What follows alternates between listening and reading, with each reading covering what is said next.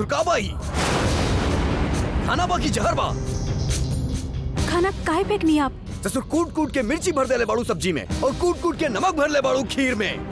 हम मिर्च न डाल ली हाँ, खीर में नमक भी न डाल ली हाँ। तो हम झूठ बोला तानी, हम झूठ बोला तानी। ठीक बा, हम तोरा मजा छकावा तानी। अभी क्या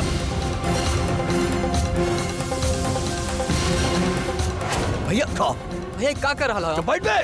भैया भले ही मना कर रहा हो लेकिन ये अच्छा ना भैया रहा दी। कान के नीचे बजाए, पीछे हट जा, पीछे हट जा। खाना खा खड़ा होके शकल न देखा हमारा, खाना खा।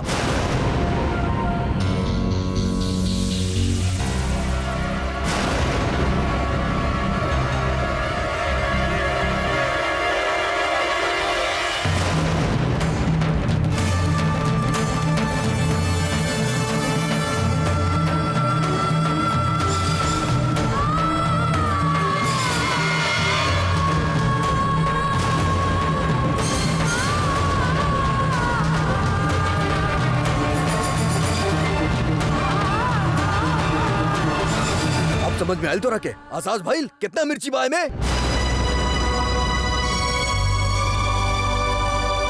ठीक है, अगर आपके लागत था कि हमें जानबूझ के कहनी है तो हमके एक सजा मिले के चाहिए।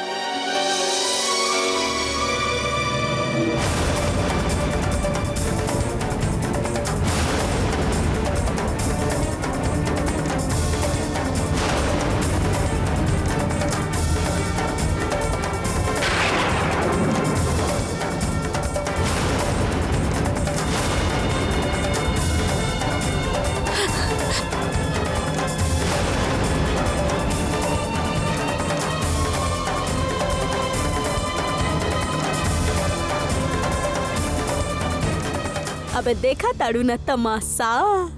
अबे हमार ना एक ही हरकत ना ई हीरोइन के दुर्गति बना के जा रहल बा। अबे आपका खा पाई प्रेम रस ई दोनों के बीच में।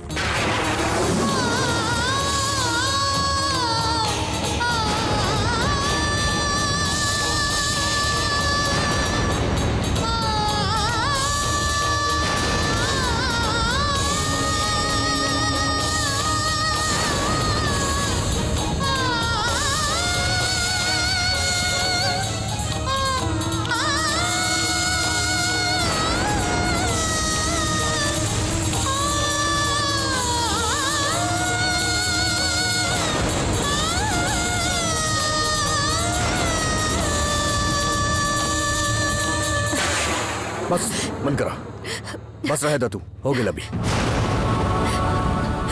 हम गलती कहनी है ना, गलती कहनी है ना, तो हमके गलती की सजा तो मिले के चाहिए।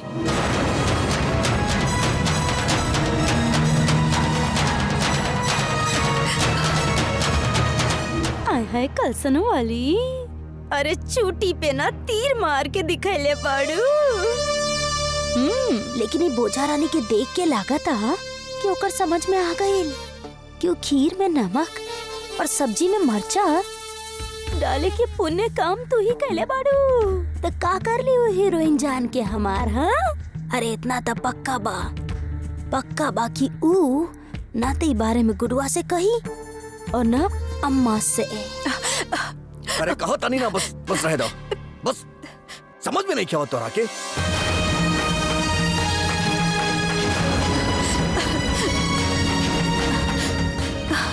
पानी ले, पानी पी। पीला। पी पानी।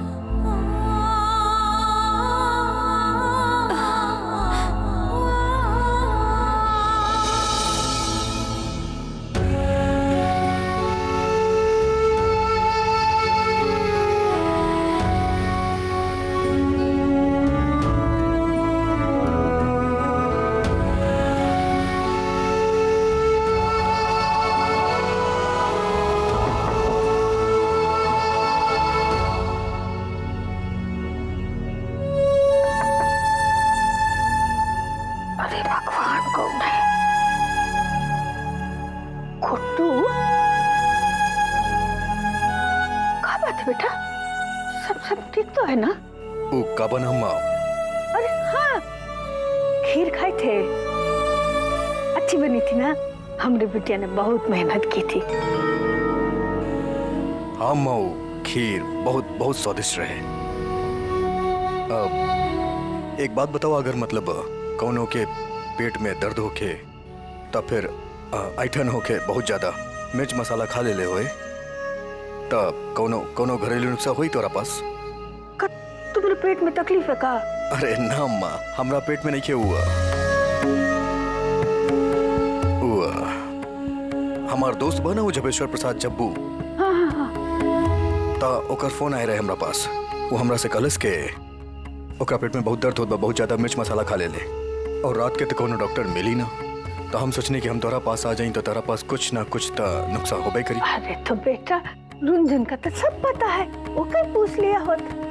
लेकिन रुंझुन तो सूतल बाड़ी। अच्छा, सो रही है।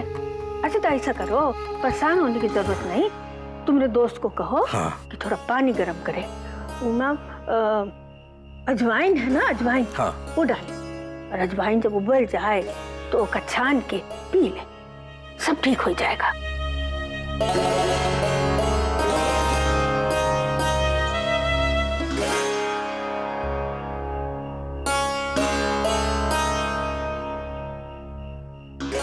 ससुर का मुसीबत बा, आज तक कबो रसोई में तो घुसले ना बानी, का करी।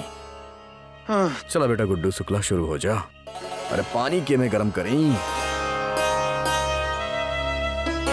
अरे ससुरी तो बहुत बड़बा।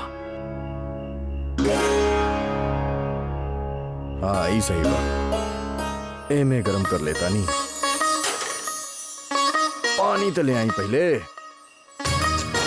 कोनो नलका बा यहाँ पे?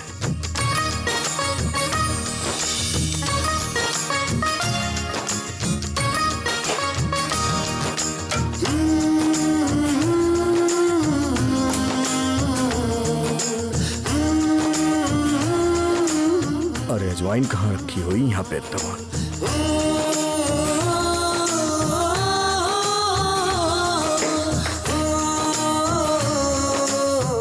कहाँ भाई साहब?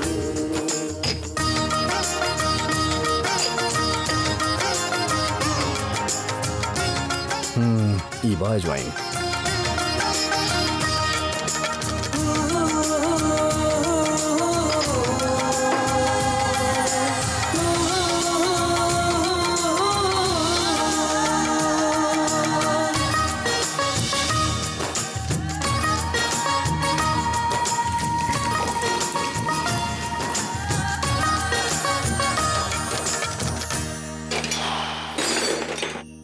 अरे क्या आधा रात के तंग करता रे? ए कसन वाली, जाके देखा ना क्या ड्रामा चलता है घर में। अबे विष्णु पाड़े, अबे हम तुम्हार नौकरानी बनी का? अबे साला कलसन के कैंची जवान बंद रखा, ना तो साला ये उल्टा करब न तो के सीधा कलसन में निकल बोल तू जाके, बुझलो? ए विष्णु पाड़े, अबे काहे ज्यादा बेचैन हो रहल बाबे? अबे कोनो बिलार और चूहा जौन बा ना आपस में तिगड़म भिड़ा रही है। हाँ, ज्यादा चिंता नहीं करा, चुपचाप से सूत जा। कैसे सो जाई ससुरा? भैंस के तरह तू यहाँ पड़ल रहबू, जाके देखबू ना का हो रहा।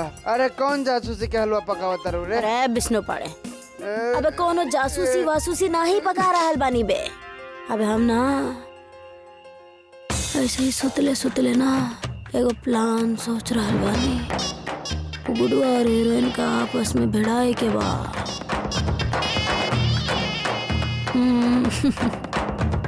वैसन दिमाग लगेले बानी ना कि जो हीरोइन और गुडुआ के रिश्ता बना स्वाहा हो जाई।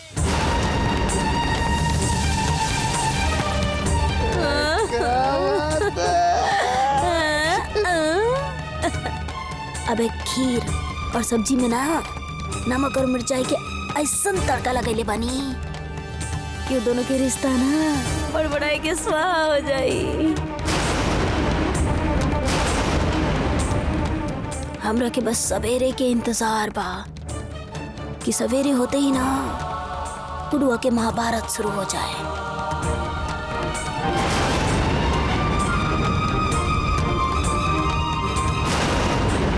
सारा नौटंकी एक ग्राम प्रधान के बिटिया के हा। नौटंकी कलसन वाली ससुर। मतलब यह कूट कूट के मिर्ची भर ली और खीर में ताजा नमक डल ली। ससुर हम ही बेवकूफ पानी। ससुर समझ नहीं कि हमके ऐसे ही रुंझुन के फालतू में डांट देली। हम इतना हमके ना डांटे के चाहत रहे।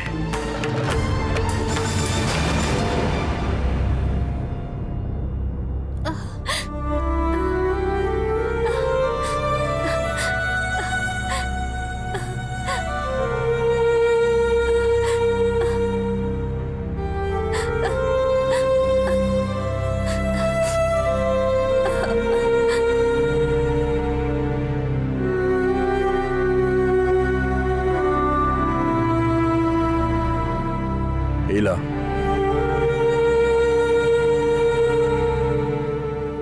तारा खातिर लेके आयल बानी। पीला।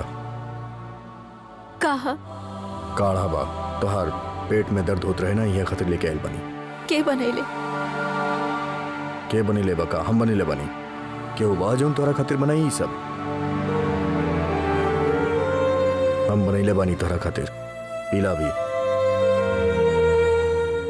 पीला।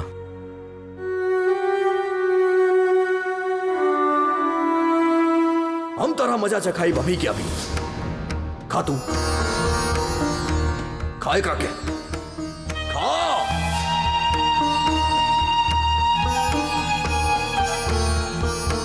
हम ना पियब। हमके काढ़ा अच्छा ना लागत था। ऐसे काहे ना पीबू तू? हाँ, हम बनैले बानी तोहरा खातिर, तू पिया एकरा। अच्छा, हर जगह आपकी मर्जी चली ना। कहीं मिर्च वाला खाना खा ला तो खा लेनी। अब बोल रही काढ़ा पी ला तो काढ़ा भी पी ली। बहुत बहादुर है ना आप। हर जगह अपन मर्जी चलावत है। देखा, प्यार से समझावता नहीं पीला, वरना जबरदस्ती करब तो तोहरा अच्छा ना लगी। चला पिया। हम ना पिए। बहुत जिद्दी बाड़ू तू। खड़ा हुआ, खड़ा हुआ, बैठा यहाँ, बैठा।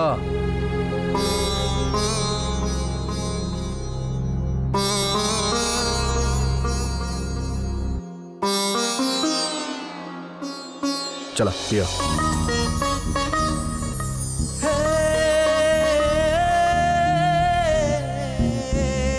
सुनाई ना दिया हम का कहानी? चला पिया, पिया, पीला।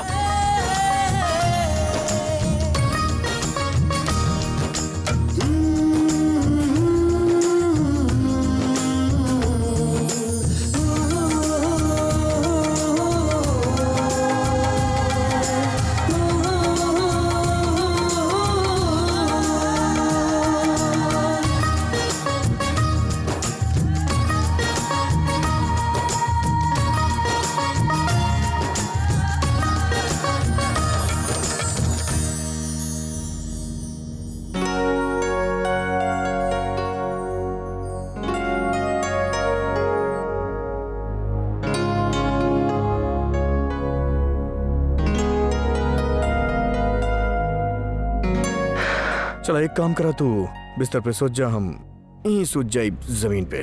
तोरा बहुत तकलीफ हुई, हमके पता बा। हम कहा था नहीं ना कि सोच जा तो सोच जा आराम से बिस्तर पे। ज्यादा जबरदस्ती करबू तो उठा के पटक दे बिस्तर पे। चला सोच जा। हम ना सुतब बिस्तर पे। अरे आपकी जब मर्जी चाहता हमके जमीन पे सोते खातिर कहते थे, जब मर्जी चाहता बिस्तर पे सोते खातिर कहते थे। कभी हिया कभी हुआ, हर रोज हमार जगह बदलत रहेला। हमार कोनो अहमियत हा भी कि ना। हमार एक जगह पक्का कर दी, हम उहे पे सुतब। बताई कहाँ पे सुते के? आप हमके घुमाई मत ई तरीका से। अच्छा हमार अम्मा, जैसन तू कहबू वैसन होई। तोहार बहुत अहमियत बा हमरा नजर में, समझ लू। तारा गोल गोल ना घुमाई हम आगे से। तू एक काम करा, आज के बाद तू हाँ बिस्तर पे सोइया और हम यहाँ जमीन पे सुतब। बस फैसला हो गया, बात खत्म। सुन जा।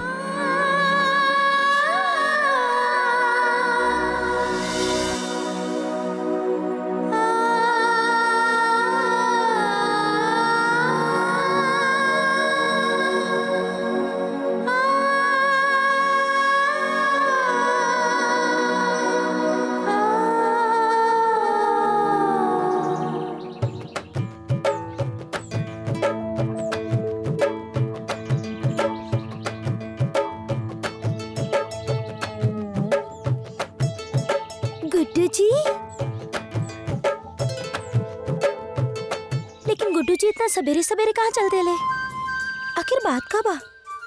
वो तक अब वो इतना जल्दी ना उठेले। अब जासूसी।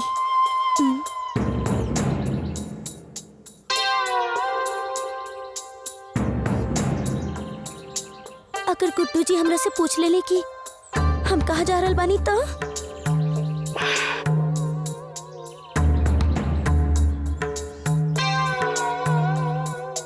हम कह देब कि हमें बेकार फूलन के फेंके जा रहल बानी।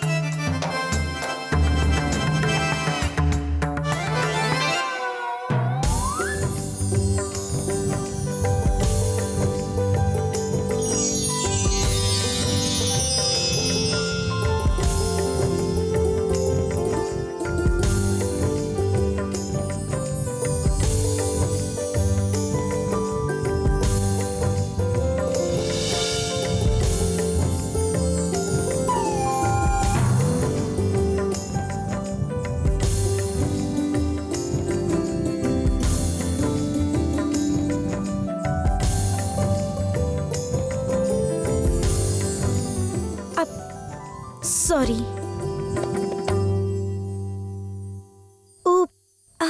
हमार ध्यान कहीं और रहे।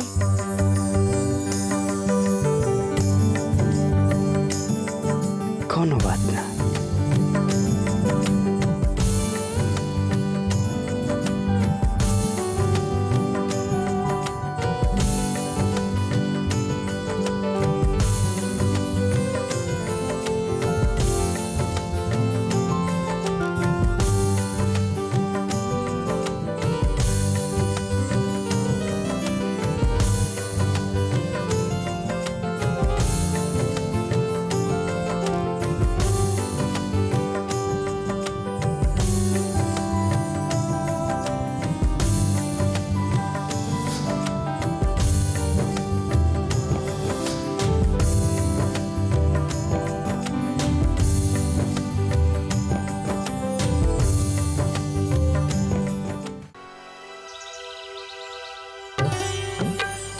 मामी, मामा, ये चाय। अबे लावा लावा। अरे वाह, लावा भाई चाय दे दे।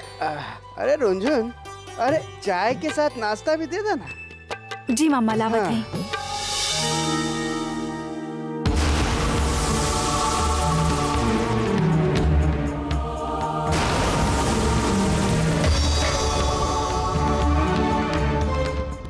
ओ विष्णु मामा, अरे तोरा खातिर हम नाश्ता लेके आइल बानी। नाश्ता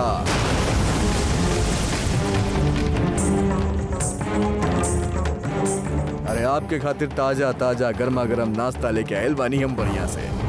समोसा वाह बेटा, अच्छा से मिठाई लेके आइल बानी। अरे कमाल करता नहीं, चाय पिए के कोनो समय बा? अरे चाय वाय ना पिया, नाश्ता करा। नाश्ता शाबाश शाबाश, इला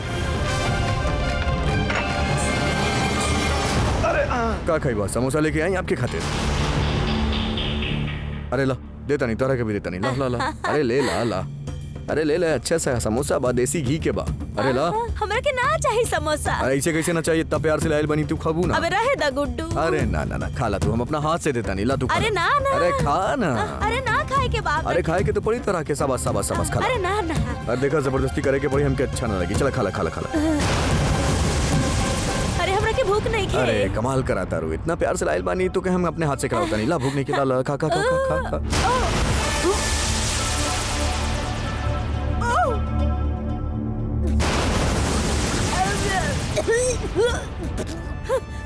एकरा में बहुत मिर्चा बा भाई।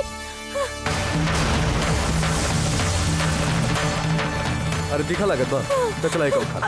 ला ला ला, खा खा खा खा। अरे अच्छे से खा। हैं? हमरा के बहुत दिखा लगल बा बे। क्या करो तड़ा गुड्डू? अरे ससुर का करा तानी है बताई तोरा के बहुत मजा आवत रहे ना तोरा के ससुर खाना होना में मिर्ची उर्ची मिला के कुछ ना कहने गुड्डू हम हमरा के माफ कर दो। ऐसे कैसे माफ कर दी ससुर हमार खाना में मिर्ची मिले ले आलू हमरा खाना में गुड्डू शुक्ला के खाना में ना ना बहुत दबाव में पानी दे दो पानी। पानी ना पिलाए एक काम करता नहीं तोरा मिठाई खिला दूं। मिठाई हाँ, खेबू मीठा खाई। हाँ चलो चलो ला ला मिठाई खाना तू भी का कमा ला ला ला का ला ला खाओ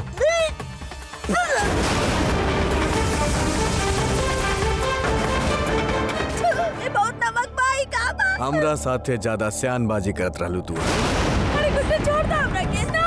पानी पानी पानी मामी पानी ली। अरे ओ अहिंसावादी देवी तू पगला गई बाड़ू इनके पानी काहे देता रू ये लोग दिन रात तोहार बैंड बजावे ले तू इनका सेवा करबू हैं हम इनके सजा देता नहीं और पूछा काहे सजा देता नहीं कल जौन खीर में नमक और कूट कूट के मिर्ची भरल रहे ना सब्जी में वो ही दोनों के करामात रहे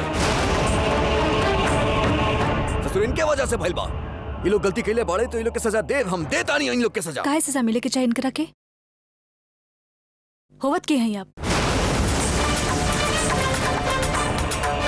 कल आपके लागल कि हमार गलती है तो हमके सजा देनी आज आपके लग रहा कि इनकर गलती है तो आप इनकरा सजा देते कोर्ट हैं आप जज हैं या फिर भगवान हैं अगर आप भगवान हैं तो गलती आपसे भी भइल है हमके गलत मान के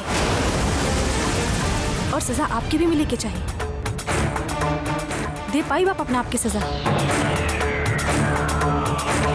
अन्याय इना के नहीं है ना ही तकलीफ हमके इनकरा वजह से मिलल है तकलीफ हमके भइल है तो आपके घमंड से और आपके व्यवहार से। ओए का पगला गेल बाड़ू का अरे हम तोहरा पक्ष में बात करता नहीं तोहरा पक्ष में सुनाई नहीं खेते तोरा के यहाँ तो हमार ही प्रेस उखाड़े में लगल बाड़ू अरे कान के नीचे बजाई वो भी समझ आई तोरा के अभी क्या कर ले बाप हम आपके खिलाफ बोल रही तो आप हमके सजा दे हाँ ना गलती आप भी कैले हैं खुद की सजा दे ना दे पाए ना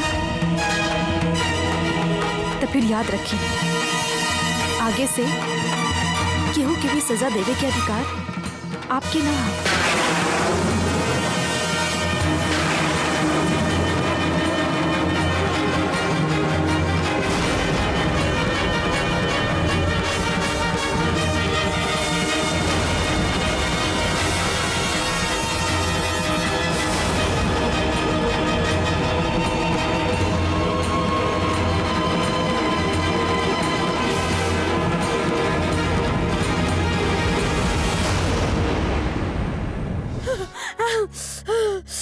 मामी हम इनका तरफ से माफी मांगते हैं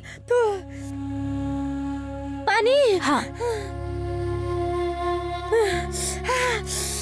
बहुत तीता लग रहा बबे इली पानी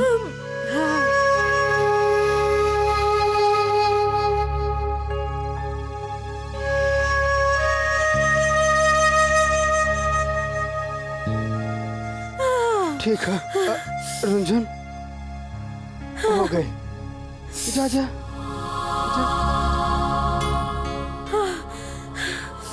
ना ना जा जा लेके जा लेके जा लेके जा लेके जा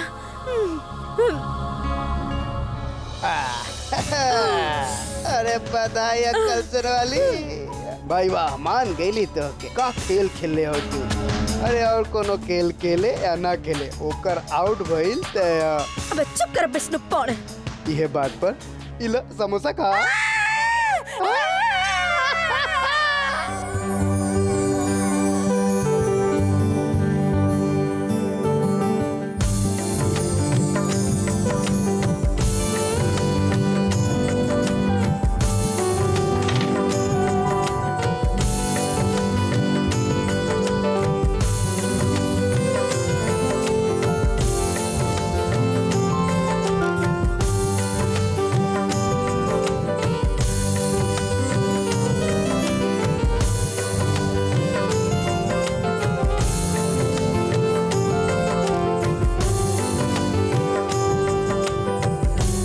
अबे जब्बू कहाँ हटता के जा रहा हो अबे रात के कौन फिल्म देख के आयल बड़ा? हाँ, बिना तीर के निशाना या फिर बिना दांत का स्माइल? गूंगा प्यार। एको बात बतावा हाँ, यार बोला, बुक्कन। बोला। अगर कोनो लड़की हाँ कोनो लड़का के हाँ छुप छुप के देखे और चोरी चोरी ओकरा लाल गुलाब देवे के कोशिश करे, अरे बाप रे, तो एकर का मतलब होई भैया? मतलब काका काका कौवा।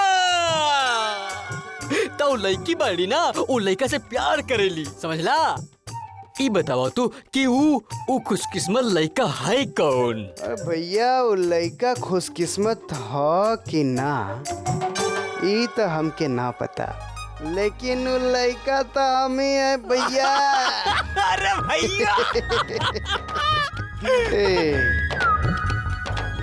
कब भइल यार? अरे कैसे भइल? मतलब कहाँ भइल? कितनी बार भइली? छुआ छुआली भइल के ना? अच्छा ये तो बता कि लड़की कौन बा यार? तो सर भगवान की बुद्धि भ्रष्ट हो गई है जो औरत नाम के पुड़िया के जन्म दे ले। सच कहीं तो औरत के मतलब बिल्कुल सही मतलब बा। औरत मतलब अति, सबसे ज्यादा अति। ससुर दिमाग खराब हो गई बा हमार। ये दिमाग खराब करे खातिर पैदा भइल बाड़ी। का भइल? भाभी कुछ कहली का? ससुर कान के नीचे बचाई तोरा के अगर भाभी के नाम ले ले तू। तोहर भाभी ना इतना से बड़ी, पिद्दी से बड़ी, लेकिन 50-50 किलो के जबान बा तोहर भाभी के। समझ में नहीं आवत के का करी, सर दर्द हो जाला उसे बात करके। भैया शांत हो जाए, ली पानी पी।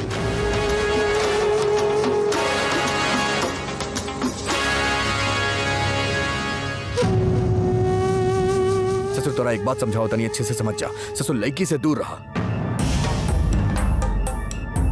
लड़की मतलब 36 के आंकड़ा। ससुर 100 फीट दूर रहा तो फायदे में रहा। अबे लड़की वो है जे लड़की उत्पन्न भइल बाड़ी, समझे ये बात के अच्छे से।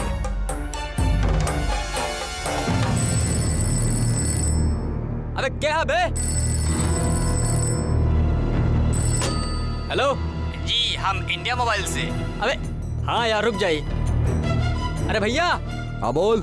वही उनकर फोन में बोल रहा कि का करबे वो कर जन प्रपोजल लेके आयल रहे तो का कही उनकर हम भैया सुबह से ना चौथी बार फुनिया चुकल हम बसाले, बिल्कुल जैसे उंगली करे के धंधा मालूम हो गया इनका। भैया कुछ समझ में ना आ रहा है का करे। चलो हटो।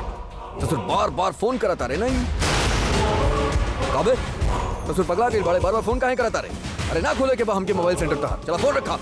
हाँ बात हाथ कार्ड वाट बा हमरा पास। रखा फोन ससुर, रखा फोन ससुर।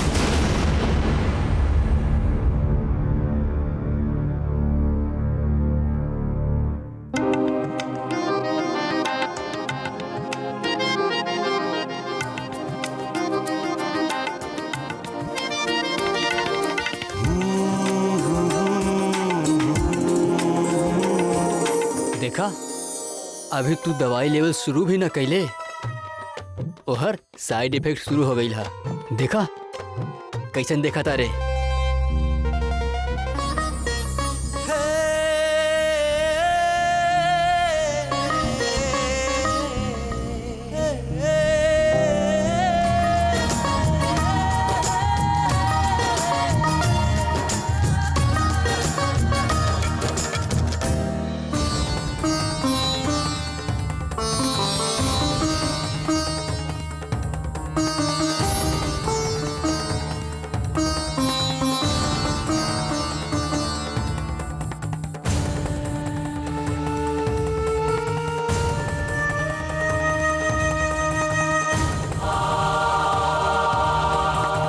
ला गई नहीं हम। बोला का करे के बाद? का करे क्या? सजा सजा देवे के बना हमके तदा हमके सजा। हमसे गलती हो गई तो हम के सजा मिले के चाहिए। वो काबा ना बिना सोचले समझले हम तोरा पे बरस गई नहीं। हमके ना बरसे के चाहत रहे तब हमार गलती बा, हमके सजा मिले के चाहिए। बोला का सजा देवे के बा हमके? हमके केहू के कोनो सजा ना देवे के हा, आपके भी ना।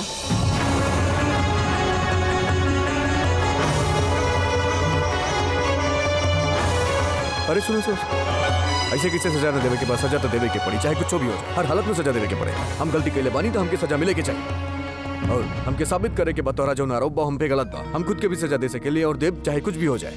बोला का सजा देवे के बा हमके? हाँ का देवे के बा? एक काम करा तानी, 1 कुंटल मिर्ची खा जाई तोरा सामने अभी के अभी, पानी भी ना पिया, बोला खा जाई।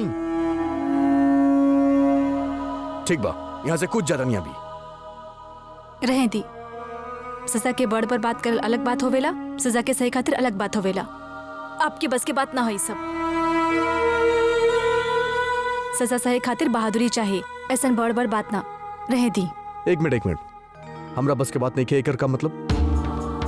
ससुर हम डरपोक बानी गुड्डू शुक्ला। हम कब कहनी आप डरपोक हई?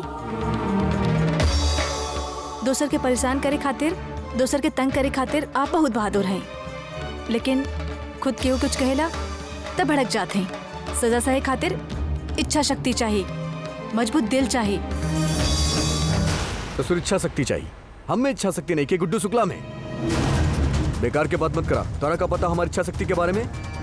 ससुर बचपन से लेके आज तक ठान ले बानी, करके दिखा ले बानी, और हमारी इच्छा शक्ति का नाम बाव करू अन्ना हजारे उनसे भी ज्यादा बा। चला जो सजा देवे के बता, बात खत्म हो गई। सजा तो हम सोच ली हैं, लेकिन आप पलट गई नहीं था। हमके आप पर भरोसा ना हा। हम अपन बात से कबो ना पलटेली, हम जो उनका देनी नो पत्थर के लकीर बाऊ बात। हम कन्नौज के द्वितीय हर्षवर्धन वाली, समझ लू, बहुत नाम बा हमार। हम वीर गति के प्राप्त हो जाए, लेकिन अपन बात से कबो ना पलटब हम। तब बेकार के बात मत करा। चला बोला का सजा देवे के बा हमके? जौन सजा तू देबू हमके मुकर्रर बा, बोला। तो सुनी, वो दिन मुझे मोबाइल कंपनी वाला आयल रहे, उनकरा फोन करी और उनकरा हाँ बोल दी।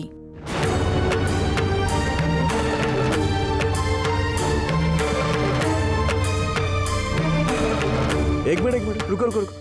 ये का बा भाई? का भाई? हाँ ये बा का? ये कोनो सजा बा? ये सजा कब हमके सर ज्यादा लगत बा, हमके कोनो और सजा था, हमके ये सजा मंजूर नहीं किया। तो सजा भी आपके अपन मर्जी से चाहिए, हाँ ना? हम तो पहले ही काले रहने, आपसे ये सब ना हुई। डरी मत, हम क्यों से ये बात कहब ना।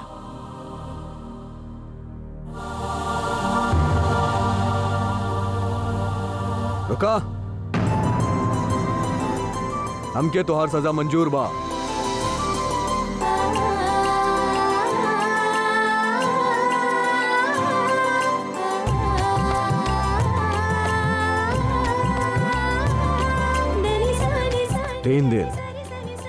तीन दिन के अंदर ये जो Guddu Shukla city centre carrom club देखा तारू ना, ये बन जाए गुड्डू शुक्ला मोबाइल सेंटर।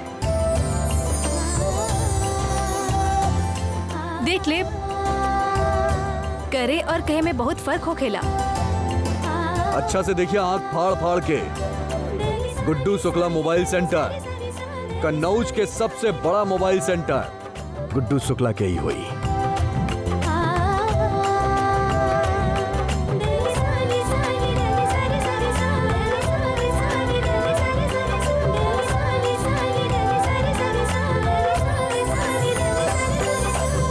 भैया जे कैले है ना, एकदम सही कैले है। दोसर के बात मानल मतलब ओकरा हिसाब से चलल। आ तोहके तो पता है कि गुड्डू भैया से ये सब होवे वाला ना है। इस दुनिया में सबसे बड़ दीन और ईमान बानाऊ पैसा बा, पैसा। और सोचा जरा गुड्डू भैया अगर मोबाइल सेंटर के ले होती ना, तो समझ ला कि आमदनी बढ़ जात और सब लोग खुश हो जाती यहाँ पे। लेकिन ना भैया ऐसा ना कहनी, समझला? ये मौका हाथ से वो गवा दे ले, और ये मौका बार बार वापस हाथ में ना आई। कहे कि वो लोगन के इतना बड़ इज्जत जे कहीं नहीं है, जो गरिया के भगा दिले रहे, चल भाग यहाँ से, चले चल हटा। तो हम भी जोश में रहनी, हम भी बोल देली हटा। गुड्डू भैया ओकर बात मान ले होइत ना, तो कुछ ना होइत। अरे दोसर के महल बनावे से अच्छा है कि आपन झोपड़ी बनाई।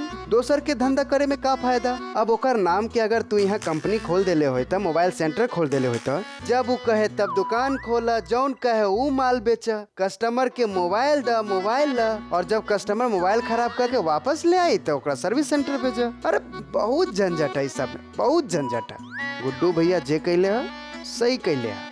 और ऐसे भी भैया गुड्डू भैया तो हमार कन्नौज के राजा हरीशवर्धन द्वितीय। और उनकरा से तो ये सब होए वाला है ना। तो भैया जे कैले है एकदम सही कैले है, तू बिल्कुल टेंशन मत ला। बेटा इतना बुरा भी नहीं खे बेटा, इतना बुरा नहीं खे बेटा, तू सही से समझत नहीं खे। अब इतने सारे लोग नौकरी करेले, ओमे का परेशानी बा हैं? अरे भैया का भैया आप भी ना यार कुछ बोलत हैं। अरे नौकरी वोकरी जो है ना वो हारल लोग करेला। अब भैया माशाल्लाह आप तो बहुते तंदुरुस्त दिखाई दे रहा है। का करी समझ में नहीं आवत के कैसे बताई, कैसे समझाई दोनों की कि भैया हम भी यह चाहता नहीं, लेकिन वह बात बना कि अभी अभी तो गाली दिले बनी लोग के, अब बुलाए भी तो कौना मुंह से बुलाई।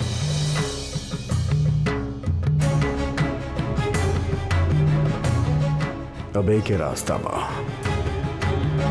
हाँ कुकन बेटा, अबे तू कुछ ना कबे। भैया हम कह रहा है कि दुकान है तो दुकान है, अब दुकान में कौन राजा कौन नौकर सब सही है भैया। वो का है भैया कि चाहे सीडी सेंटर होके और चाहे कैरम क्लब होके और चाहे होके मोबाइल सेंटर, सब बराबर है भैया। हाँ बेटा बिल्कुल सही कहला तू। अब तू कह दिला तो बात खत्म हो गई, तो फैसला हो गई। कुकन कलर से डिसीजन फाइनल, भैया मोबाइल सेंटर खोलब, बस बात खत्म, फैसला हो गई। चला भैया। हाँ बोला बोला। सही में मान लेनी का? हम तो ऐसा बात के बात करते हैं, कहा ना कि हम और झब्बू वहाँ बैठल रहे तो ऐसा बात चली तो हम कह देनी। अब सही में थोड़े ना कहत रहनी भैया। अब सही में मतलब का बोल देनी तो बात खत्म हो गई बस। भैया मोबाइल सेंटर ना खोला भैया, का बना आपकी इज्जत मिट्टी में मिल जाएगी। अब आप कौन मुंह से बोलबा, आप तो उन लोगों के डांट के भगा देनी, तब आप फिर जाइबा कि हम मोबाइल सेंटर खोला, हम मान गए नहीं। तू टेंशन मतलब बेटा, हम बात कर ले बुलोग से, हमके सही तरीका से पकड़े आवेला, हम बात कर ले बुलोग से, तू टेंशन मतलब सब हो जाए। लेकिन भैया बात तो सुने कि अगर आप मोबाइल सेंटर खोलब तो एकर मतलब का भइल पता है? आत्मसमर्पण। हाँ भैया, इ नाक कट जाई भैया, सब मिट्टी मिल जाई ना। अबे बेटा नाक कटी या गर्दन, अब तू कह दिले तो तोहर बात टाल सकेली का? टाल सकेली का? बिल्कुल ना टालब बे, बस तू कह दिले तो बात खत्म हो गई। चला भाई मोबाइल सेंटर तो खुल के रही यहाँ पे।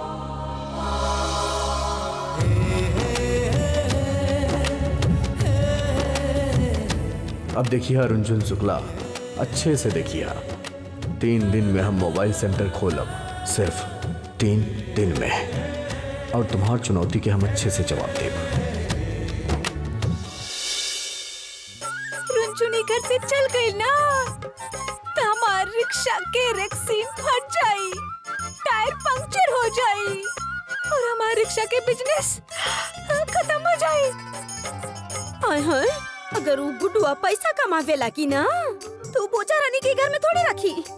अरे लेके चल जाइए अपना साथे, फिर हमार तो हर सबके भाग बटोर के झाड़ू मार के लेके चल जाइए अपने साथे हो। अरे ये चिंता में तो हमार शरीर सूख के ना हड्डी हो जा रहल बा। देखते देखते ना वो गुड्डुआ ना हमने लोगन के भाग और भागो वाली सबके लेके चल जाई, छपाक छपाक। वो मोबाइल कंपनी वाला ना वो गुड्डुआ के मोबाइल सेंटर खोलवा रहल बा। बिल्लो रानी कहो तो अपनी जान दे दे, बिल्लो रानी कहो तो अपनी जान दे। कलसन वाली बिल्लो रानी कहाँ बड़ी? छपाक। मिठो भाभी बिल्लो रानी कहाँ है? बिल्लो रानी देखा हम आ गई नी। अब आ गई नहीं तो हम का करी बंटू जी, आपके साथ नाची का? अरे इतना पीला पीला दांत काहे दिखा रहल है? हाँ? अरे गुड्डा शुक्ला देख लिया ना तो आपके दांत तोड़ दी। बिल्लो रानी कमरा में चलो ना तनिषा, हमके बात करे क्या है, हम तुम अकेले में चला ना। अब जाए, हम बाद में आवत हैं। हटी हटी। बिल्लो रानी जैसे तू बाद में आई वो वैसे अब चला ना। मेरा ना तो देखो कैसे रहेगा था बीवी के सामने, बस चले तो जीप के कालीन बना के बिछाए दी बिल्लो के घोड़दौड़ खातिर। आय हाय, अरे आ, अरे ताऊ, आय हाय। बंटू जी सीधा बैठी ना आप, जी? का बंटू जी, आपके दिमाग वगैरह हाँ कि ना? हाँ, देख ना सकत हैं आप कि हम लोग विचार विमर्श में जुटल हैं। बिल्लो रानी, हम तो के सर पे लाज लेके आए हैं। कहाँ? हमार मतलब कि सरप्राइज। बाहर में जाए आपके सरप्राइज, हमके ना चाहिए आपके सरप्राइज बंटू जी। अरे आप तो कुछ करत है ना, और जब हम लोग प्लान बनावत है ना तो कूद कूद के बीच में आ जाते हैं। अब जाए यहाँ से, हम ना आए, एक बार बोल देनी। अरे आपके समझ में ना रहा बंटू जी। अरे जाए ना बंटू जी, अभी भी यही बैठल है।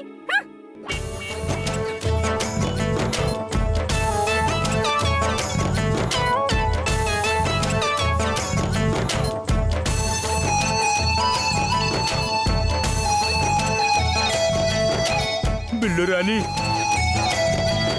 आज हमार दिल टूट गई। दिल तो काल जुड़ भी जाई, लेकिन हम ना रह। बिल्लो रानी के बंटू जी ना रही है।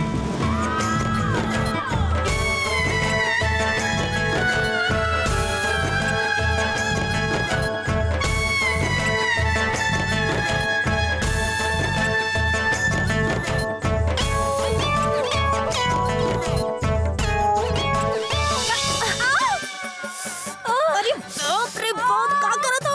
अरे हाय बिल्लो, कहाँ से आ गई कलसन वाली? अरे हम तो बंटू भाई साहब के देखत रहनी ना। आय हाय बिल्लो, अरे तोहर बंटू जी के का हो गइल आजकल? ये सब छोड़ी ना मिट्टू दीदी, और हमारी बात सुनी। अरे आप गुड्डू शुक्ला के टेंशन मत ली। का बात कर रहल बड़ी बिल्लो जीजी? अरे गुड्डू शुक्ला कुछ ना करी है। अरे अगर ओकरा करे के होइत ना तो अपन बीमार अम्मा खातिर हम लोगन से 10 लाख काहे लेत? हाँ, ई बतिया तो तू एकदम में सही कह रहल बाड़ू। तो आय हाय कलसन वाली, तनी हमरा के ई बतावा, पूछा क्यों गुडुआ मोबाइल सेंटर खोल रहल बा? ई बतिया तारा के कैसे पता चलल? हाँ, का है ना मिठो जीजी, काहे कि हमरा के लगता कि तू भूल गइल बाड़ू कि हमार बाप बिना कलसन के ग्राम प्रधान बाड़े। अरे बिल्लो दीदी, ए खातिर ना हमरा के एकदम सब कुछ फटाफट पता चल जाला। और का? अच्छा, बात अगर झूठ होई ना तो मार जूता फुला देब तो का। आय हाय कलसन वाली, तू तो ना कलसन से सीख के आइल बाड़े ना? जासूसी का स्टाइल बा, ऐसन बोले ले कि सबके बोलती बंद हो जाला।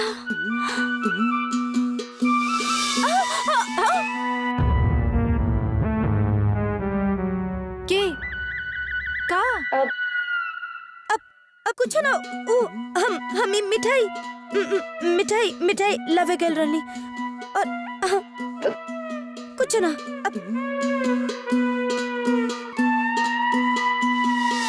आजो बेटे कुकन जब्बू, आ जाओ सब।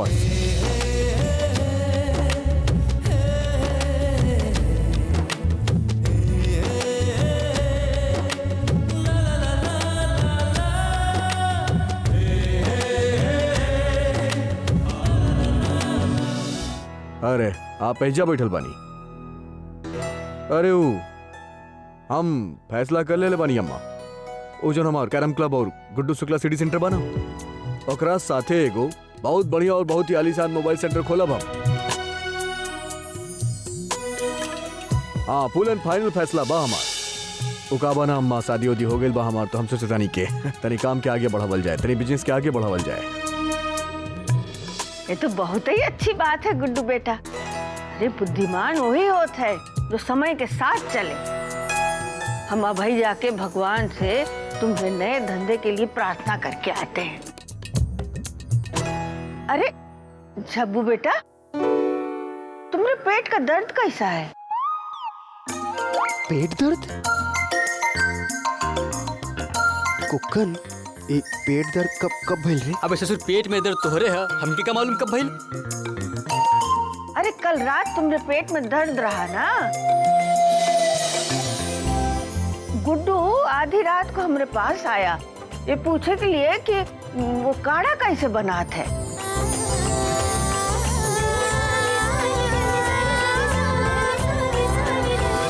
काढ़ा बा तुम्हारा पेट में दर्द होत रही खातिर लाइल बनी तरह खातिर।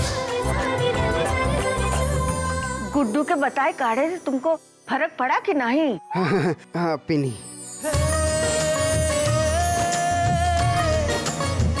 गुड्डू तुम्हारा बहुत ही अच्छा दोस्त है, बहुत फिक्र रखता है तुमने। हाँ अरे आधी रात में आए रहे हो हमरे पास पूछे खातिर कि काढ़ा कैसे बनाते हैं। ऐसे दोस्त बहुत भाग से मिलते हैं बेटा। हाँ हाँ हाँ अम्मा, ऐसा दोस्त बहुत भाग्य से मिले ले। ओए, चुप रह। अम्मा अब कहाँ आप भी सब बात में पड़ गई नहीं। आपके वो मंदिर जाए के रहे ना तो आपके देरी होत हुई, जाए जल्दी। अरे हाँ अच्छा याद दिलाया, हम जाए के आते। तुम लोग बैठो। ला बिटिया हमरा पूजा की थाली दो। आय हाय कलसन वाली, अरे ई का हो रहल बा? अरे गुडुआ काढ़ा कैसे बनेला ये पूछे गए रहले का? अबे हमरा के समझ में ना आ रहल बा ये हो कैसे गइल? अबे अचानक ई महाभारत से रामायण कैसे शुरू हो गई? अरे ये सब छोड़ा कलसन वाली मिट्टू दीदी, जरा देखो तो कितना खुश दिख रहा है। अरे सुना कहाँ जाता रू? अबे देखा तारू कुकन जब्बू आयल बड़े, एक काम करा जरा चाय वाले क्या बचला अच्छे से नाश्ता बना के हैं जा बढ़िया। और सुना जाता नहीं हूँ मोबाइल कंपनी वालन के फोन करे खातिर, और बढ़िया चाय लेके आई हा अदरक वाली।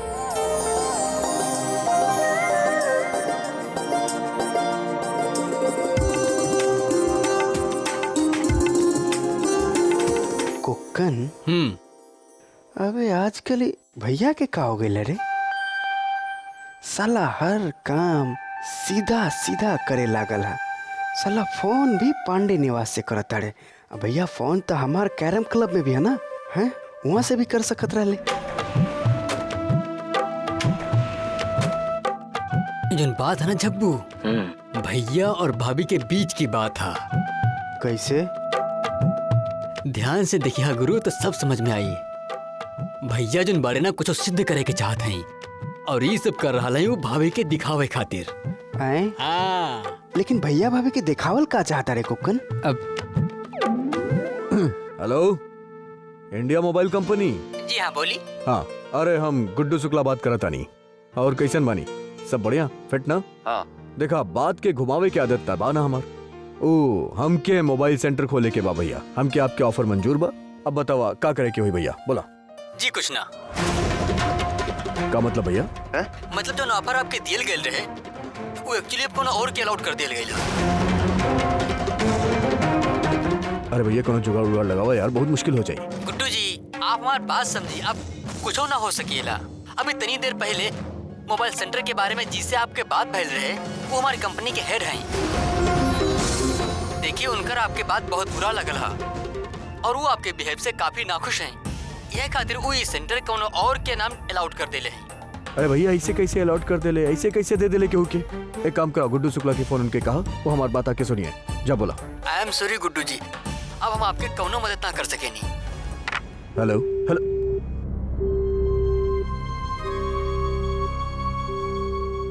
का करब का मुंह दिखाई बा प्रिंस शुक्ला के? का बताई बा कि वो एक बात बोले रहली हमरा के और वो भी हम ना कर पैनी। अब अच्छा से कही हमरा के कि आपन सजा ना भुगत ले बानी हम।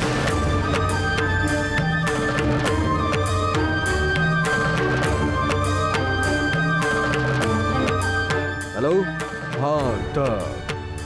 हाँ सोच के बताइब तोरा। हाँ बताइब तोरा के सोच के सब फोन करब दोबारा तो क्या।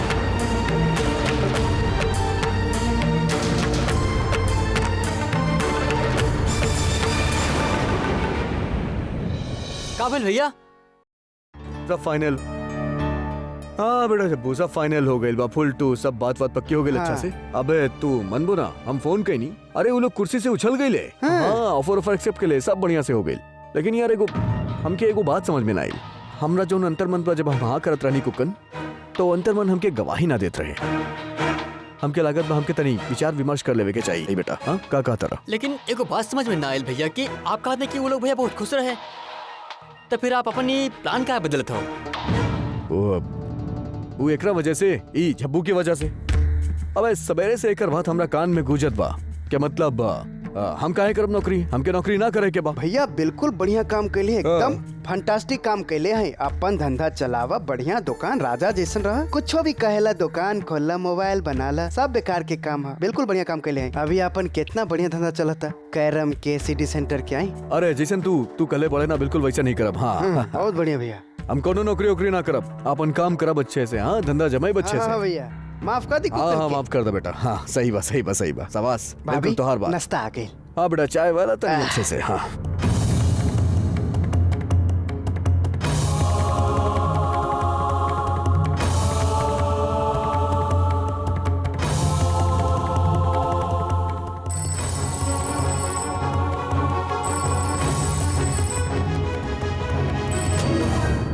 हेलो। जी मैम, हम गुड्डू शुक्ला जी से बात कर सकते हैं? वो कहा ना कि गुड्डू शुक्ला के मोबाइल सेंटर देवे से मना कर दिया गई रहे, लेकिन गुड्डू जी के कहे पे हम अपन हेड से फिर से बात करनी, तब वो उनका दूसरा मौका देवे खातिर राजी हो गई हैं। लेकिन एकरा खातिर गुड्डू जी के तनी चेंज ओवर करे के पड़ी। कल सुबह ठीक 8 बजे हमारे कंट्री हेड उनका इंटरव्यू ले हैं और फिर डिसाइड करे हैं कि वो कस्टमर्स के डील कर पाई हैं कि ना। और हाँ, एगो खास बात, उनका से आप कह दिए कि वो कल यहाँ फॉर्मल ड्रेस में आई। ओके? हाँ ठीक है, हम कह दे। मैडम फैसला करे नहीं, फुल एंड फाइनल फैसला हो गई। तुम्हारी सोच के कारण हम अपन फैसला बदलता नहीं, हम अपन दिमाग बदलता नहीं। हाँ आपके अपन विचार बदले की कोनो जरूरत ना है।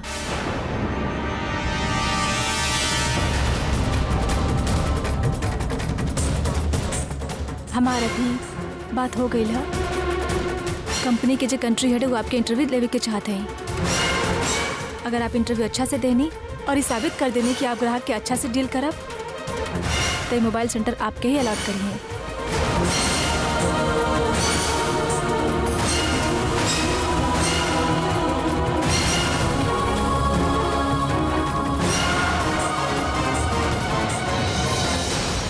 हाँ तो बताइए गुड्डू जी, आप ही मोबाइल सेंटर से सिर्फ पैसा कमाने के चाहते हैं या कुछ बड़ा करे के इरादा है? हमारा मतलब है कि कन्नौज में आप हमारे मोबाइल सेंटर की बिजनेस बढ़ावे खातिर कौन तरह की मदद करबा? यह सवाल इंग्लिश में पूछी। ऐसन, do you want to make money only और एनीथिंग एल्स? अब how will you improve our business in Kannauj? तब बोला कैसे बताइबू? अब कैसे मदद करिए? हम बोल दे कि भैया तोहार जोन माल बाना वो 24 घंटा बेचब, बिना ब्रेक के बेचब, धड़ल्ले से बेचब। काकू कंजब्बू और ओकर कंपनी के अलावा केहू और कंपनी के मोबाइल ना आजू बाजू केहू के नजर आई, ना ही दिखी और ना ही बिकी पूरा कन्नौज में। और केहू के दिख गई और बिक गई ना तो कंजब्बू ससुर मुंह हाथ तोड़ दिया। अरे कंपनी के मुनाफा और हमार मुनाफा और क्या चाहिए? मजा आ गया भैया। अरे चुप, का बकवास भाई? अरे का कर रहा लो गुड्डू? तनी जरा अच्छा से बोला, मारपीट के बात मत करा, बिजनेस बढ़ावे के बारे में बात करा। अरे तो बिजनेस बढ़ावे के बात करता नहीं और का बात करता नहीं। हाँ लेकिन गुड्डू, मारपीट से बिजनेस ना बढ़ेला, नीति की बात करा। चला दूसरा प्रश्न पूछते हैं, ठीक है? रम और कैरम कहाँ फर्क है? का बेहुदा सवाल है। हम केना लेवे का इंटरव्यू जा रहा है हम। रुक जा चल कैसे जेबे भाई? अबे तो कंजब्बू बैठा। अरे बैठ जा बेटा बैठ जा। अरे का ससुर तू लोग चुप रहो। डायमंड बेटा जैसन तू कहबा वैसन करब। तुम्हार बात हम अच्छे से पकड़ता नहीं, तनी समझावा तू हमके अच्छे से। जब तू उनकरा से मिलबा तब मुस्कुराइला और हैंड शेक करिहा, ठीक है? और याद रखिया, बैठे से पहले थैंक यू जरूर बोलिहा। मुस्कुरा के कुकन जब्बू मुस्कुराता हम वैसे भी ले भाई। और थैंक यू वाला बात ना हम बोल ले बच्चे से। थैंक यू और सॉरी बोले हमके बहुत अच्छे से आवेले। कन्नौज में हर बच्चा के आवेला। और का कहला तू? कुछ कहले ना वो? Hand shake. अरे हाथ मिलावे के बाद। अच्छा हाँ हैंड शेक। हाँ बेटा वो शेक वेक तो अच्छा बा, लेकिन वो ज्यादा हो जाए तो मुश्किल हो जाए, वो भेजा सटक जाए हमार, बहुत मुश्किल हो जाए। एक काम कर भैया। हाँ तुम चला चलो काम करते हैं भैया। 20 रुपए में जो है 2 घंटा फर्राटेदार इंग्लिश सिखावत है, एगो कोचिंग है। चला वहीं सीखे थे, धड़ाधड़ से बोलल सीख जाई। बात दबा के बात करब निकला से। चला चला। हाँ कहाँ चला? आए सिर्फ अंग्रेजी सीखे से ही सब कुछ ना हो खेला। उठना बैठना बोलना हर चीज के तरीका होवे के चाहिए। आवाज ना तो ज्यादा ऊंची होए के चाहिए और ना ही ज्यादा धीरे। आवाज में कॉन्फिडेंस होए के चाहिए, ओवर कॉन्फिडेंस ना। हाँ कुकन जब्बू बैठ जा बेटा बैठ जा। बैठ अरे जाए? बैठा ना यार। भाई जाए। बोला। हाँ, तो अगला प्रश्न है, Why should we give the responsibility of our mobile center to you? बहुत तेज बोल रहा ना, खिट खिट खिट खिट। हाँ समझ ना आइल बेटा, हिंदी में बोलना का मतलब भाई के। हम आपके मोबाइल सेंटर की जिम्मेदारी आपके काहे दी? इतना से बात। हम के याद हम रट्टा मले रहनी है कर because Guddu is a good boy. Kannauj is my country. यही सही है। आपके ये सब करे के कोनो भी जरूरत ना हा। आपके सिर्फ अपन बात अच्छा तरह के समझावे के हा, जो उनकरा के समझ में आ जाए। तो जे बात आप हिंदी में अच्छा से समझा सकत हैं, ओकरा अंग्रेजी में समझावे की का जरूरत था? हिंदी बोले से क्यों छोटा ना हो जाला। और वैसे भी भाषा तो सिर्फ अपन बात दोसर तक पहुँचावे खातिर होवेला ना, क्यों के प्रभावित करे खातिर ना। हाँ भैया, भाभी सही कह बिल्कुल रहा है, सही बिल्कुल कहता है सही। भैया। तोरा के ना मालूम, बाहर जब जाए ली तब अंग्रेजी बहुत अच्छा होखेला। का डायमंड अंग्रेजी जरूरी बना। हाँ सही कह रहा हूँ। तू चुप रहा, तू जा अपन काम वाम करा जा। गुड्डू जी सही कहता रे। और रुंझुन बड़ी आयल इंटरव्यू को वो देले बाड़ी तू कभी मिलल हो ऐसा लोगन से? कब वो बात करके देख ले हो? जाई जाके वो काम करा जे आवत होके। चलो नहीं हिंदी पे प्रवचन देवे खातिर। तू जा, तू अपन काम करा। जा जा जा जा जा।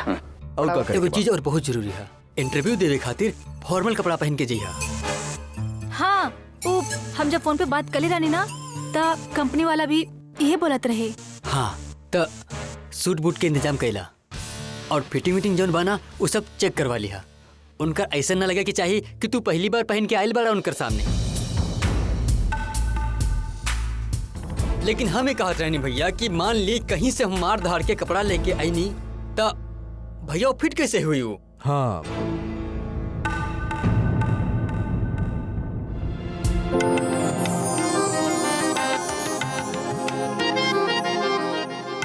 हाँ बेटा डायमंड, इंतजाम हो जाएगी।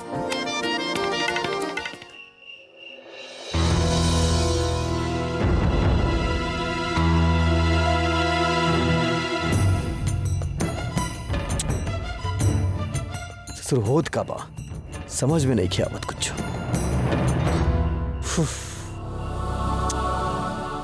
अरे इतना बेचैनी का होत बहु रखे, इतना बड़ा बड़ा काम कर लेनी हम आज तक।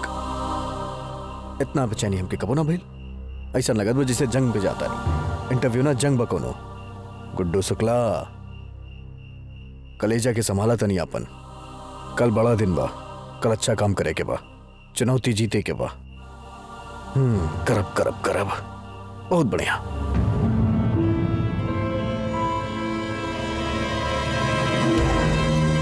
चला इतना रात के हमरा अलावा छत पे के बाई और दारू के पियत बा। चला देखा तानी।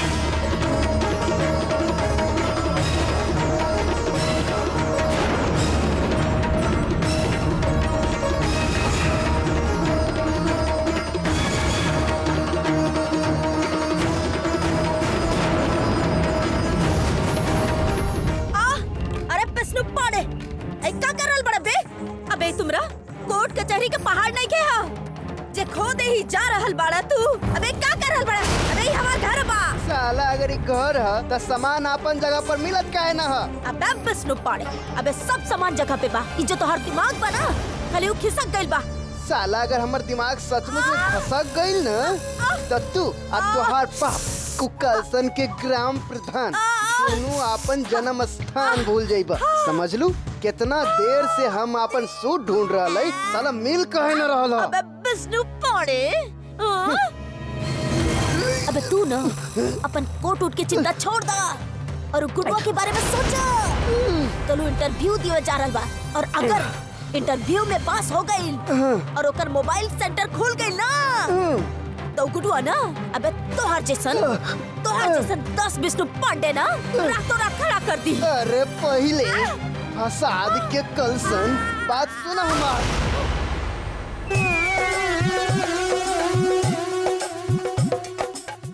कलसन वाली, अरे तू चिंता मत करा, वो जे इंटरव्यू लेवे वाला आदमी है ना, वो हमार साथी वकील के क्लाइंट है। साला बहुत तेज आदमी है, समझ लो। अबे विष्णु पांडे, अबे ऐसा बाबे तो जाके कह देना वो इंटरव्यू लेवे वाला से कि गुड्डू शुक्ला के फेल कर दे। वो गुड्डू है ना, गुड्डू ओकर कोनो गुड न होवे वाला है, समझ लू। वो इंटरव्यू लेवे वाला आदमी अगर सांस भी लेता ना तो इंग्लिश में लेता। ससुरा गुड्डुआ के ना अपन इंग्लिश के अदालत में टांग दी, समझ लू। गुड्डू फेल। बंटू पांडे का हो गया बेटा, सब ठीक तबा? का करता रही है? अबे तोहार शकल का है गिरल बा, सब ठीक तबा ना? अबे बता दा यार, तू तो हमारा रिश्तेदार बड़ा, हमके तो बता सकेला ना। के बस सोचे तोहरा के चोट पहुंचेलस। अरे और कौन पहुंचाई गुड्डू भैया? वहाँ ना हमार बिल्लो रानी, वह हमार दिल तोड़ डाली। अरे उस सबके सामने हमेशा हमके डांटत रहली, लेकिन हम कबो कुछ ना कहनी। लेकिन पता बा आज वो हमार प्यार के बेइज्जती कर देली। गुड्डू भैया तके पता बा कि हमार बिल्लो रानी हमरा साथ ऐसा व्यवहार काहे करेली? अरे हमके कैसे पता? तोहार बिल्लो रानी तोरा के पता होई, हमके कैसे पता होई? चलो बतावा का बात बा। हम स्मार्ट नहीं के, हम बिल्लो रानी के तरह गोरहर नहीं की, और हम तोहरा तरह हैंडसम नहीं की। अबे ससुर ताना मारा तारे की तारीफ करा तारे? हम तारा के ताना कैसे मार सकिले? हाँ ठीक बा बेटा, तारीफ करता रहता सही, बताना मारत बा तो बता दा पहले से। अरे गुड्डू भैया कोनो ट्रेक होता बतावा, हम भी औरत के काबू में करल चाहत है।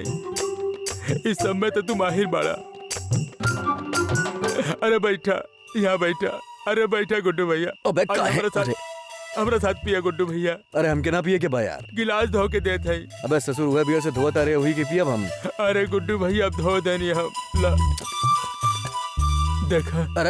अरे का करत है? अरे रखा, हमके ना पिए के बा यार। अरे गुड्डू भैया पी लेना, थोड़ा हमार साथ देवे खातिर पी ले गुड्डू भैया।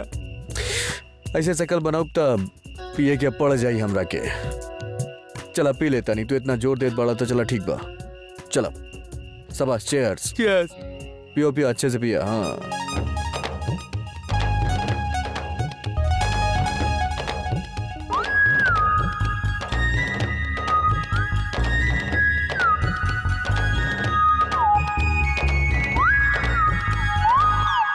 अरे गुड्डू भैया गुरु मंत्र बताओला।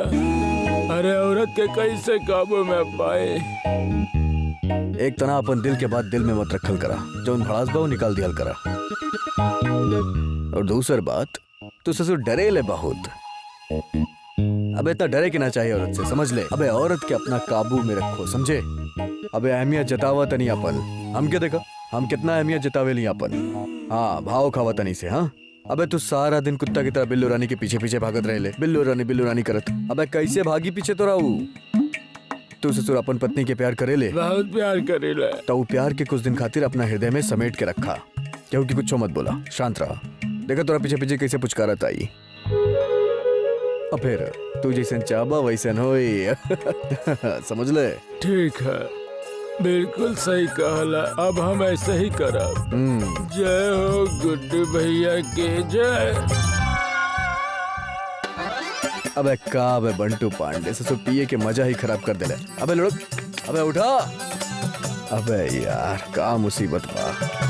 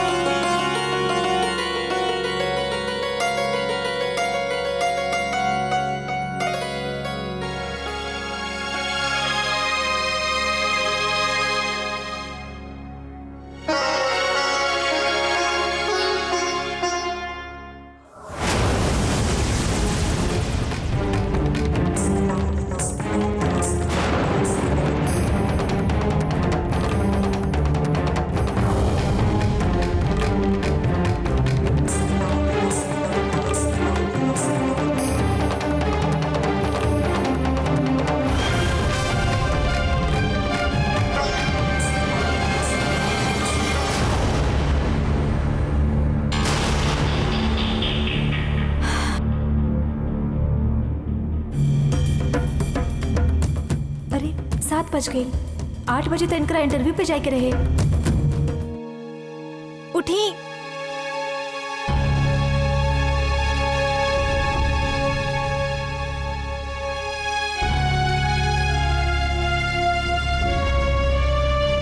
उठी। उठी। उठी।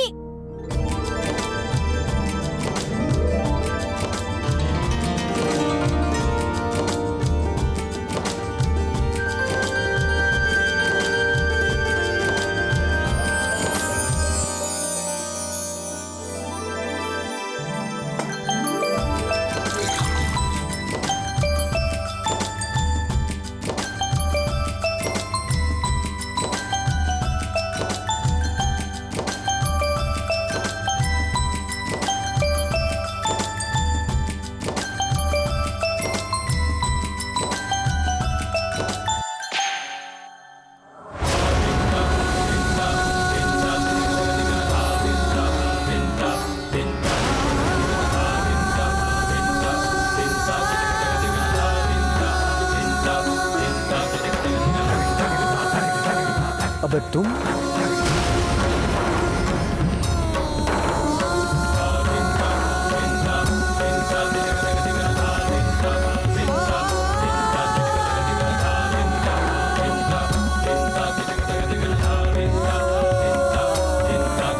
रुका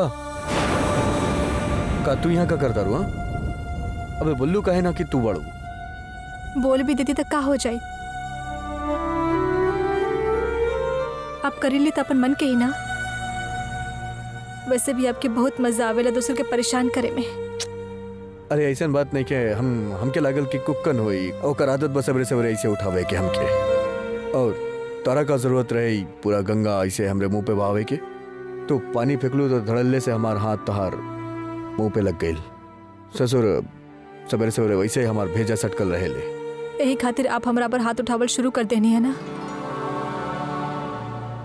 वैसे भी आपके हाथ बात बात पर उठेला। 2-4 लोग के तो रोज ही सजा मिलत हुई है। अरे ना ऐसा बात नहीं के, लोग के बात अलग बा और तोहार बात अलग बा। तो जाने लू कि गुड्डू शुक्ला औरत पे हाथ ना उठावे ले।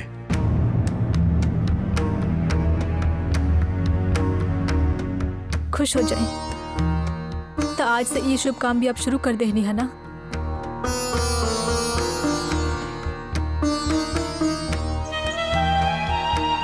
खैर जाए दी,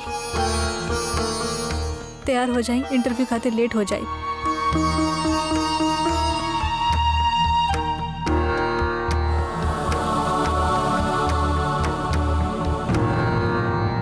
ससुर सवेरे सवेरे हाथ कैसे लग गई यार।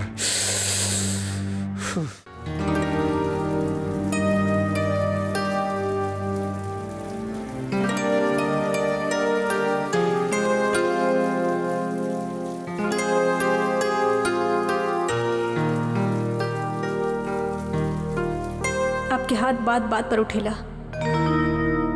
2-4 लोग के तो रोज ही सजा मिलत हुई है। खुश हो जाए तो आज से ये शुभ काम भी आप शुरू कर देनी है ना।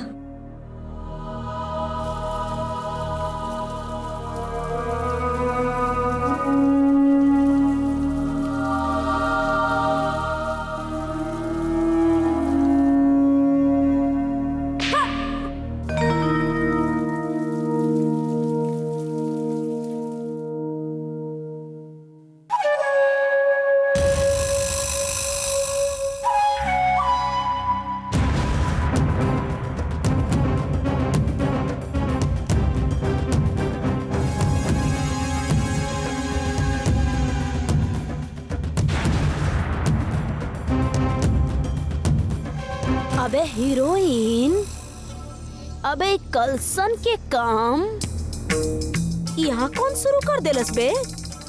के मारलस तरह के ई लपड़? ऐसे कुछ ना मामी।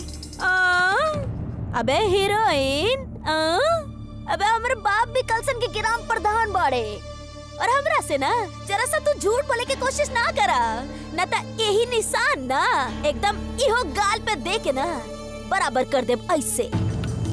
हम अपन कलसन में ना हर 2 मिनट पे ही तमाशा देखत रहनी जब केहू के पिटल जाता रहता और हमरा के ना पता चली और थप्पड़ के निशान कैसन होवेला। ना मामी, ऐसा कुछ ना, ये सब आपके कलसन में हो खेला।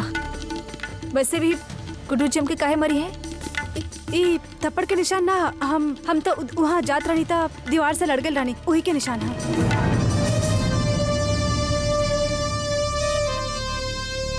हाँ, अबे ये देखा, हम तो कहे बिना के गुडुआ मारला एक रखे और कहे लगली हमरा के गुड्डू जी काहे मरी है।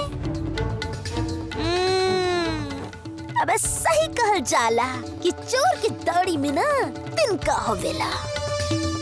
का बात बा बिल्लो दीदी, अबे हमरा के लागेला ना कि तोहार जोन प्लान बा ना अबे वो कामयाब हो रहल बा। अरे ओ कलसन के कैची, वहाँ अकेले खड़ा खड़ा काहे जवान चला रहा हो रे? हमार कोट कहाँ? अरे जल्दी ढूंढा। अबे अब बस नुक पोड़े, अबे ऐसन मारब ना तोहरा के आके कि धसा देब जमीन में। अबे ससुरा कोट तो हार बा और ढूंढ के हम देब। अरे रुका, आ रहल बानी हम अभी।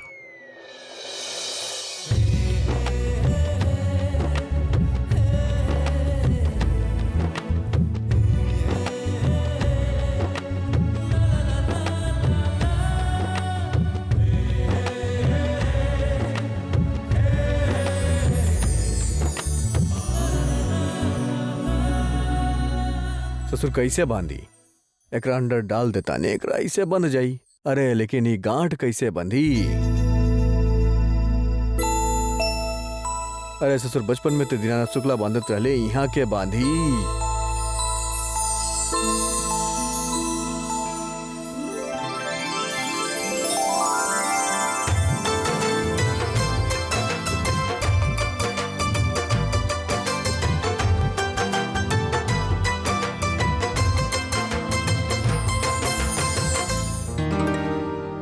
अरे ससुर का तमाशा भाई, कैसे होई यारी?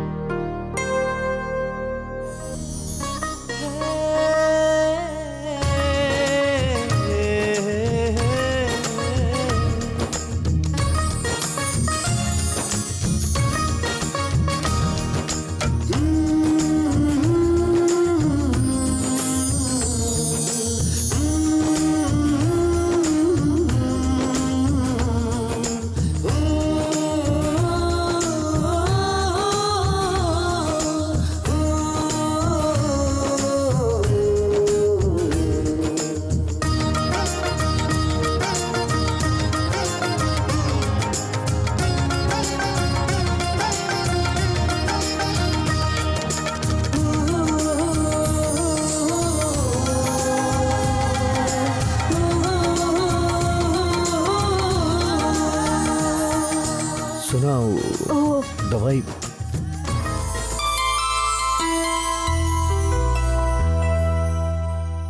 दवाई लगा ले गया वो। आप भी लगा ले।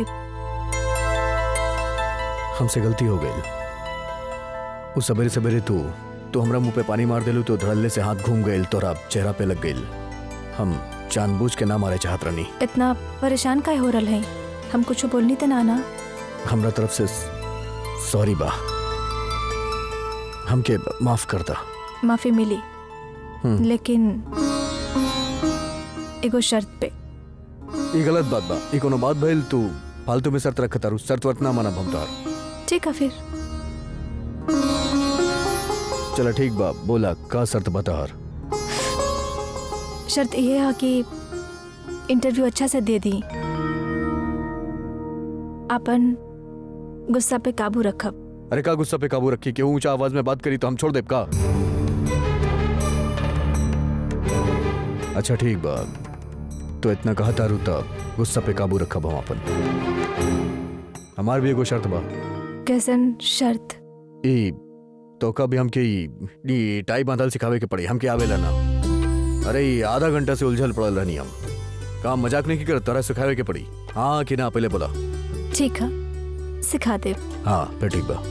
और ये का भाई अजीब से कपड़ा पहना दे रहे हमके अजीब से लागे लाई ऊपर से इतना टाइट टाइट महसूस होता बा नीचे इतना खुला हमके अपन कपड़ा अच्छा लागेला वो ऐसे ही खुल्लम खुल्ला हमके ऐसे अच्छा लागेला हमके ना पसंद भाई कपड़ा आज पहन ले बानी हम और हाँ आज के बाद ना पहनब हम कपो तक के बोले हैं कि आप इस सूट हमेशा पहनब लेकिन अच्छा कपड़ा पहनब ते में कोनो बुराई है? अरे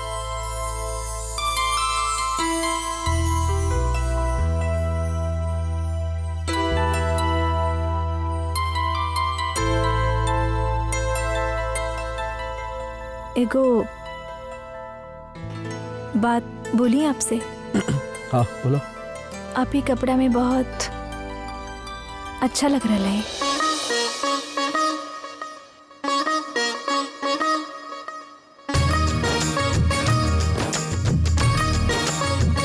हम जाके बाहर के काम दिखाते हैं, आप नाश्ता कर ली।